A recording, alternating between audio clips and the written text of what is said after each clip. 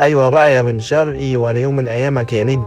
حبيبي يا امام، احنا كلنا رحنا الاهلي، ما عادش بس غير زيزو. يا ريت والله يا بن شرقي زيزو يجي معانا عشان كاس العالم للانديه، ولازم نستعد للبطوله دي كويس، ورقمه 25 محفوظ في الاهلي لسه. انت اول ما كلمتني في التليفون وقلت لي عايزينك عشان كاس العالم، وافقت على طول وجيت عشان بقى العب اول ماتش قدام ميسي، ونسعد ان شاء الله ونلعب الريال قدام الواد مبابي والواد فينيسيوس، او نقابل مانشستر سيتي ونلعب قدام هالاند وقدام عمر مرموش. ايوه بقى يا اسطى، اللي يلعب في الاهلي يبقى في حته تانية، وكل حاجه موجوده، الفلوس موجوده واعلانات موجوده وبطولات موجوده وجمهور وحكام وتلفزيون، وكل حاجه هتلاقيها في الاهلي. الاهلي هو نادي الدوله. هو ده فعلا سبب بطولات الاهلي الحقيقي، بس المدرب بقاله فتره بيعمل نتائج سلبيه، وانا بقترح عليكم تجيبوا ابن بلدي وليد الركراكي قبل كاس العالم علشان هيخلي اللعيبه في حته تانية. هو المدرب كان ماشي معانا كويس لغاية لما شلناه واتصاب الفترة الأخيرة. من ساعة ما شلناه وما اتصاب كل شوية يجي فينا أجوان بسهولة في الفترة الأخيرة. شايف يا فتاح اللي انا شايفه؟ بن شرقة عملها وراح الاهلي وبيتدرب في الاهلي، ولا كاني كلمته في التليفون. ما دي اخرتها يا بن شرقي، ما كانش العشم يا بن شرقي. هتيجي عليه يعني يا شيكا؟ نعمان راح الاهلي وكهروب راح الاهلي، وما عادش غير انا وزيزو